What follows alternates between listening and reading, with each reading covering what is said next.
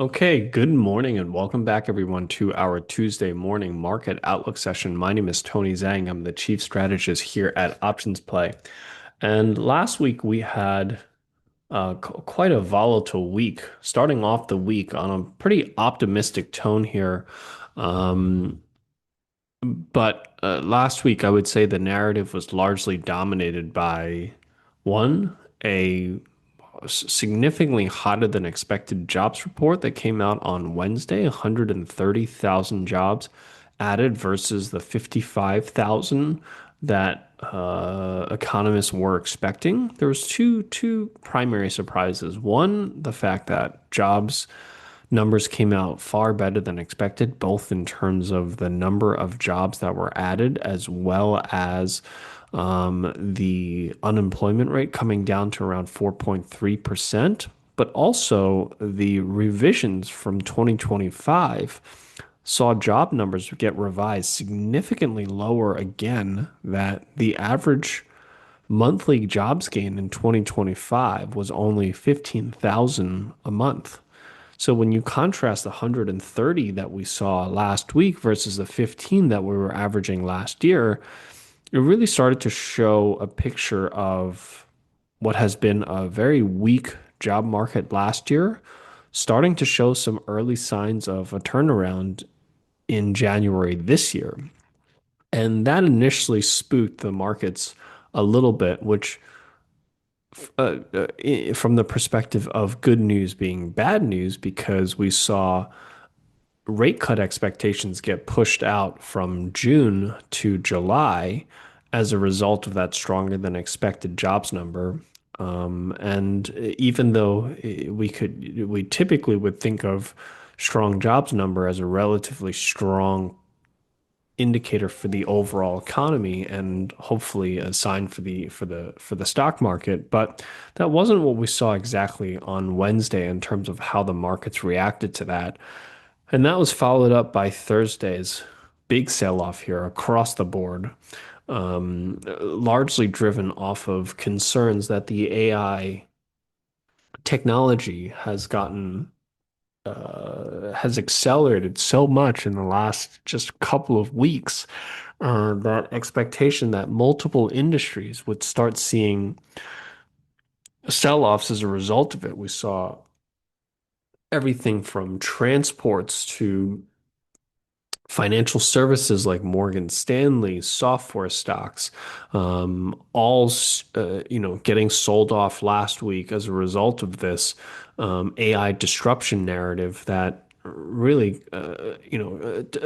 took quite a bit of steam out of the rally, considering the fact that we started off the week essentially just within just a few points of the 7,000 level on the S&P.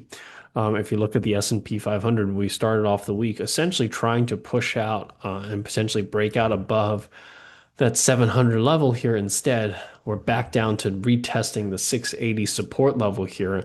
And the only thing that held this market together here on Friday was really the better than expected inflation print that came out on Friday, the 2.3% print versus the 2.4%, essentially giving us the slowest inflation that we've seen since May of 2025. And that pushed 10-year yields back to around 4.05%. We're seeing 10-year yields open up today a little bit lower again, perhaps providing a little bit more of a floor here for overall equities. We now see that rate cut expectations shifted back to June as a result of the inflation print on Friday. And now the markets are pricing in an 85% chance of a June cut. So we've seen quite a bit of volatility in the markets here last week. This week, we obviously have a relatively short week from a trading perspective. And the big thing that I think we still have to pay attention to is this significant rotation that still continues to happen underneath the surface. Because when you look at the S&P 500 or the Nasdaq 100, whether you look at SPY or QQQ, the overall equity markets have been essentially trading sideways for multiple months now. So I just showed you the chart of the S&P. Now this is a chart of the Qs. As you can see, the Qs is essentially flat since September of last year. We're back to the same levels that we reached back initially in September of last year. So we're talking about close to 6 months now of essentially what has been sideways price action. So when you look at the S&P, you look at the Nasdaq 100, the equity markets have really struggled here over the last 5 months or so. But like I said, underneath the surface, we continue to see this quote unquote great rotation that has happened here for roughly 5 months now. And this is the longest duration we've seen any type of rotation out of tech into the rest of the market for a very long time. Tech has been a major driver of equities for multiple decades now, but definitely for the last three, roughly 2.5 years or so since, no, we're approaching 3 years now. Ever since ChatGPT came onto the scene, technology has continued to dominate the performance here for equities. But over the last 5 months, we've continued to see this significant shift here. So while the S&P and the Nasdaq have essentially been flat for quite some time, you look at small caps continue to see a pretty significant move here. We've seen a nice move here to the upside year to date, but over the last 6 months or so, small caps continuing to make higher highs and higher lows. This is one of the most durable rotations we've continued to see. If you look at the equal weight S&P 500 index, the RSP ETF, you see that there are 66% of S&P stocks are trading above its 200-day moving average, what continues to improve here. If you look at the rest of the market is performing quite well. It's just that the mega cap tech stocks and specifically software stocks that have been losing, that has been underperforming, while the rest of the market is actually doing quite well. So, this is something that we've continued to highlight, and this has been part of, what's been driving what's moving in this market here. And that's what we're focused on here right now with regards to the broader markets. Now, this week, in terms of data, we have the FOMC minutes coming out here tomorrow. That'll give us a view into the the members that dissented in terms of in favor of cutting. There were two members that dissented in favor of cutting, and that debate is continuing to intensify in terms of whether or not we should continue to cut interest rates or hold steady. And then we have some earnings data coming out Thursday. We have Walmart, we have John Deere, and then Friday we have a triple header here for economic data. We have GDP coming out data. We have PCE, which is the Fed's preferred inflation print. Hopefully, that's going to show a continued cooling of the inflation numbers. And if that's the case, I think that will continue to solidify that June rate cut. And then you also have PMI data coming out here as well on Friday. So you've got a big data day coming out on Friday. Normally we don't get a lot of big data days on Friday, but because of the delays we've seen in these economic data due to government shutdowns, we've been getting some some numbers coming out on off days. So this Friday is going to be another big day with regards to economic data. But overall, the big theme here has been volatility driven by AI, and there's a big concern around whether or not there is both a bubble within kind of the hyperscalers. So if you look at Amazon, Alphabet, Meta, some of these stocks have really suffered a little bit over the last few months. The question is whether some of these stocks are overspending in terms of building out their AI infrastructure, committing tens of billions, if not hundreds of $1 billions a year in building out AI infrastructure, basically eating away into essentially all of their free cash flow and more.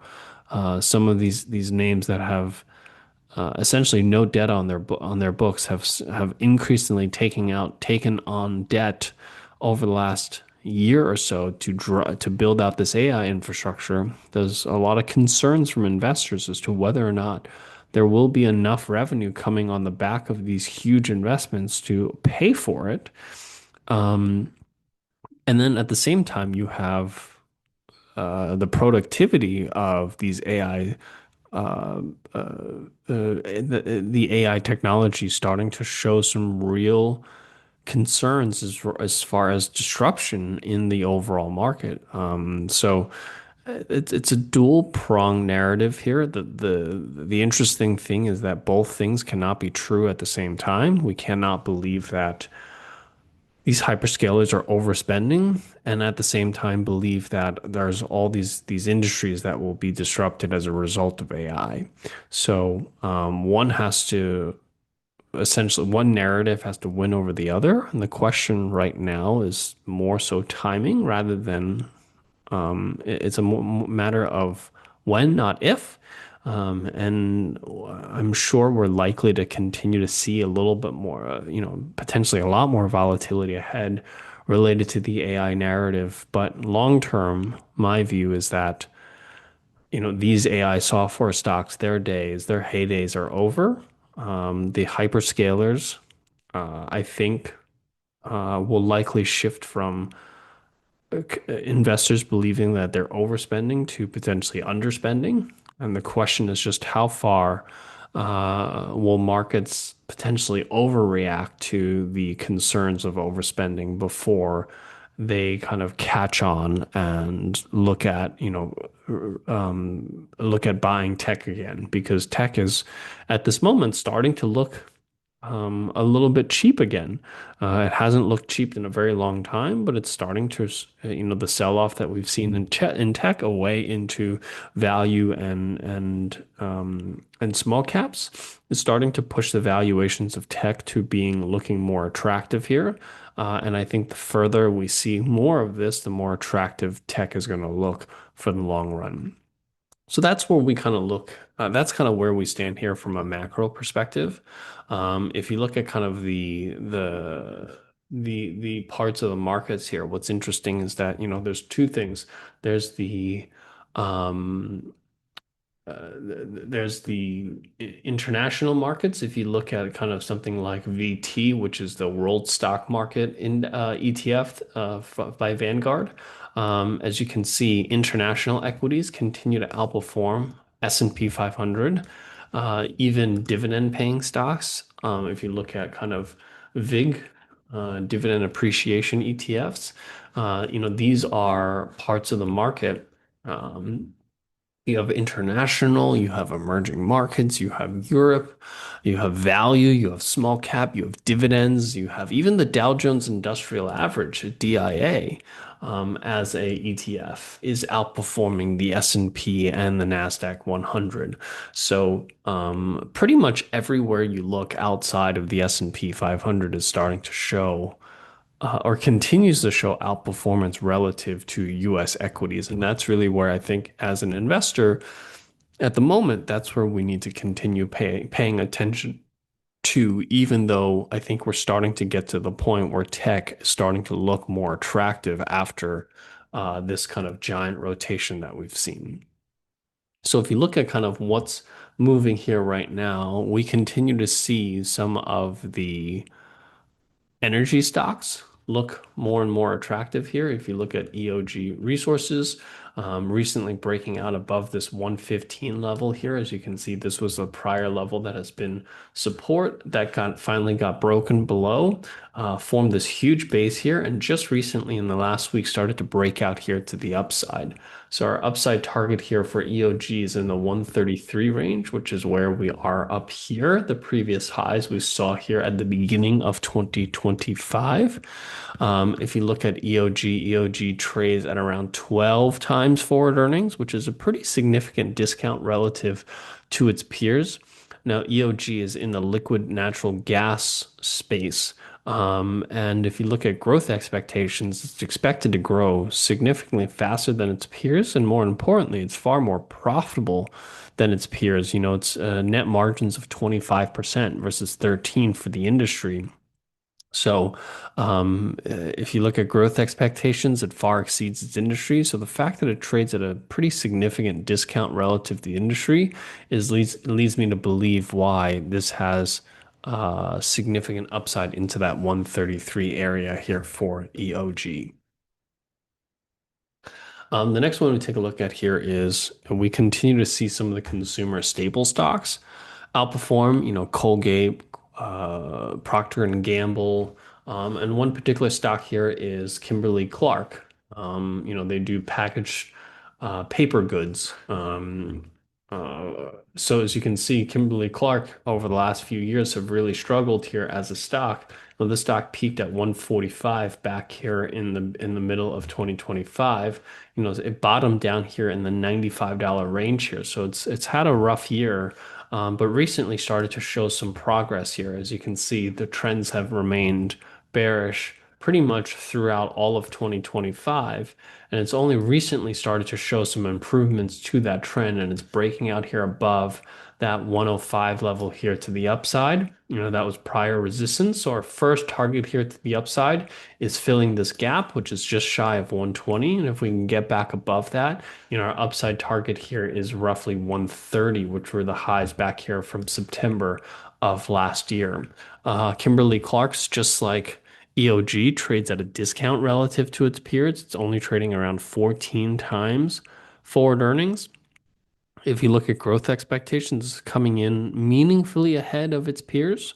And more importantly, it's a lot more profitable than its peers. Net margins for most consumer goods companies are in the 5% range. Kimberly-Clark has nearly double that at 12%. So far more profitable, growing faster, trading at a discount relative to its peers. These are the types of companies that are starting to see that rotation into some of these particular stocks, and Kimberly-Clark worth taking a look at here right now. Another one that I want to take a look at that is not necessarily a household name. All of the names that we've talked about here today, are not brands that most of us would recognize. And Lind is certainly one of those brands that none of us would recognize because they deal in chemicals, industrial gases. As you can see, Lind is currently on the verge of potentially breaking out here after what has been a really strong breakout here up to that 480 level here. So this is, a level where we could see a little bit of a pullback here before we start to see that big breakout here to the upside. But if we can break out above 480, this is a level that goes all the way back to December of 2024. So this is a major resistance level that if we can break out from here, the upside's potential here is huge. Lind trades at around 26 times forward earnings, or nearly 27 times forward earnings, which is actually a premium relative to its peers. But if you look at growth expectations, this is a stock that's growing far faster than its peers.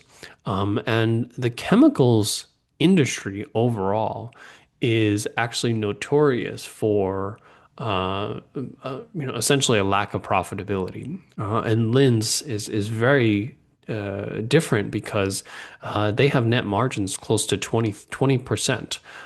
So this is something that we don't see a lot in the chemicals industry because the average or the median net margin in this industry is actually negative 1%.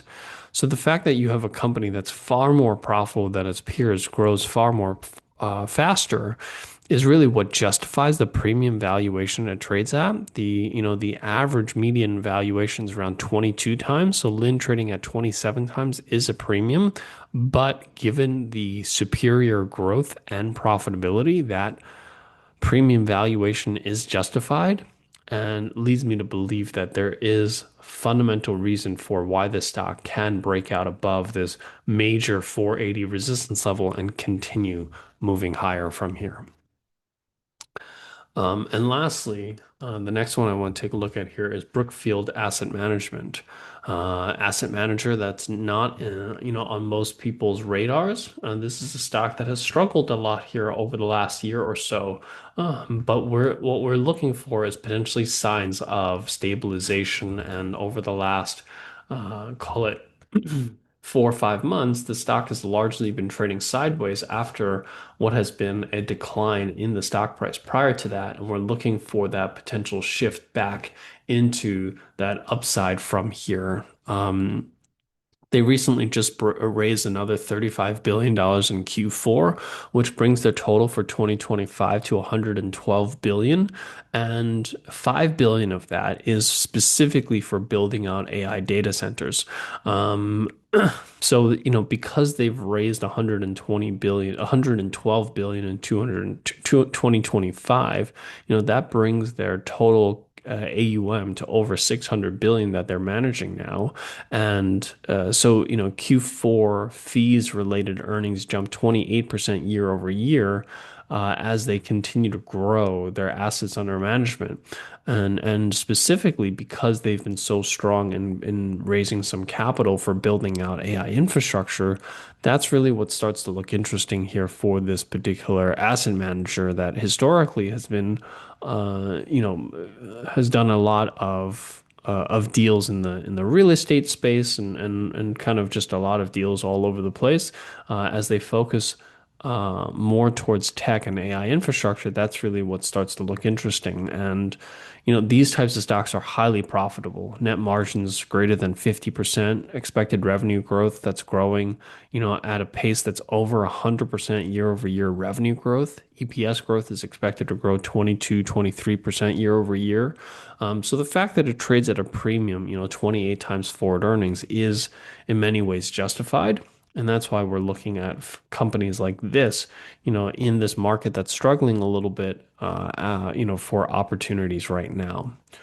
So that covers a little bit of kind of where we see here opportunities or rather what's moving this particular week. Like I said, with the shortened week, focus is really to turn to, some of the earnings numbers that are coming out this week, like Walmart, as well as the big print that we see here on Friday with inflation, GDP, and PMI. With that, that covers what I wanted to share with you here today. Hopefully, that gives you a clear view of where we are, what we're looking at from a macro perspective, what specific stocks are moving that are worth paying attention to here for the week. And I will see you guys here next week. Thank you so much.